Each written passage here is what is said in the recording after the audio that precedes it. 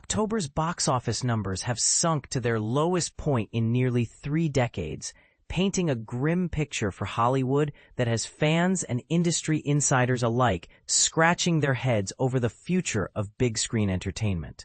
It's a stark reminder that even blockbuster ambitions can fizzle out spectacularly. But here's where it gets controversial. Is this a temporary slump, or does it signal a deeper shift in how audiences consume movies? Keep reading to dive into the details and prepare to form your own opinions. This past month, major films with massive budgets and high expectations, such as Disney's sci-fi adventure Tron and Dwayne Johnson's action-packed biographical drama The Smashing Machine, found themselves struggling to draw crowds to theaters.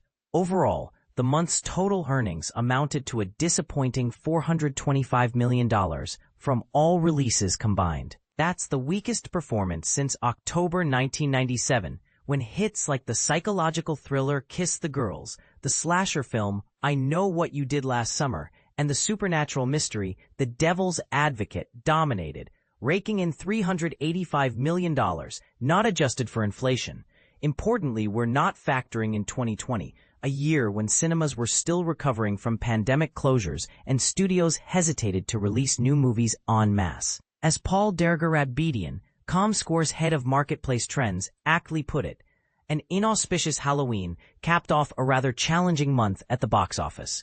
Indeed, the Halloween weekend, from Friday through Sunday, proved particularly bleak, generating just $49 million in ticket sales nationwide. This marked the worst weekend of the entire year, with carryover films like Paramount's adaptation of Colleen Hoover's novel Regretting You, and Universal's horror sequel Black Phone 2 leading the charts. Several factors contributed to this eerie lack of turnout, including a scarcity of fresh releases and the unlucky timing of Halloween falling on a Friday, which pulled families away for trick-or-treating festivities. On top of that, Saturday night's thrilling World Series finale, where the Los Angeles Dodgers clinched victory against the Toronto Blue Jays in a heart-pounding Game 7, diverted attention from movie theaters. There were a few rays of hope amid the gloom, such as Taylor Swift's concert film, The Release Party of a Showgirl, and the animated action series Chainsaw Man from Sony and Crunchyroll. But these bright spots were too isolated to offset the disappointments. High-profile flops included Luca Guadagnino's drama After the Hunt, which earned $7.8 million, Disney and 20th Century Studios' musical Springsteen, Deliver Me From Nowhere, pulling in $20 million, and Jennifer Lopez's adaptation of Kiss of the Spider-Woman, which barely scraped by with $1.6 million. The sci-fi sequel Tron grossed $126 million worldwide against its $180 million production budget, while A24's Smashing Machine made $19 million on a $50 million spend, resulting in substantial financial losses for their studios.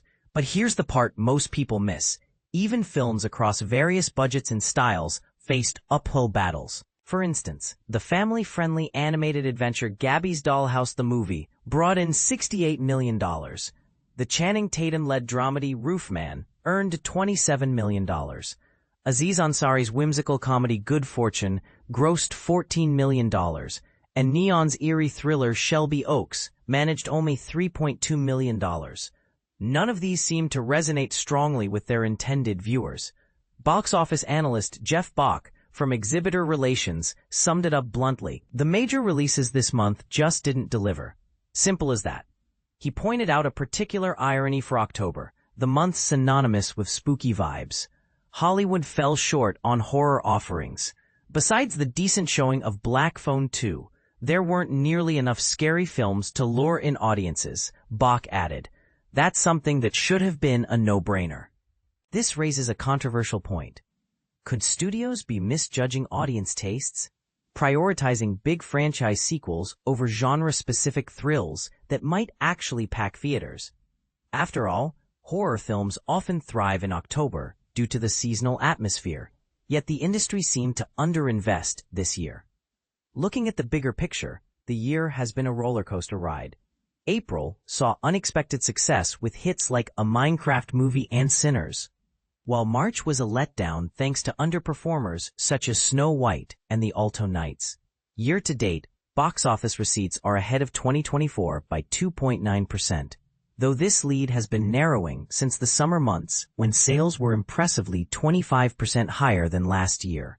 Domestic earnings, however, still lag behind 2019's pre-pandemic levels by over 22%, as reported by Comscore. Fortunately, upcoming releases in November and December, like Zootopia 2, Wicked, For Good, and Avatar: Fire and Ash, are poised to end the year on a stronger note.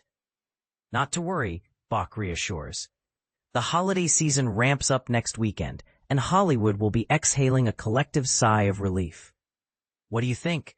Is the box office slump a wake-up call for studios to rethink their strategies, or just a blip in an evolving entertainment landscape? Could the focus on major tentpoles, those big-budget films meant to support a studio's entire slate, be alienating audiences seeking more diverse options? Share your thoughts in the comments.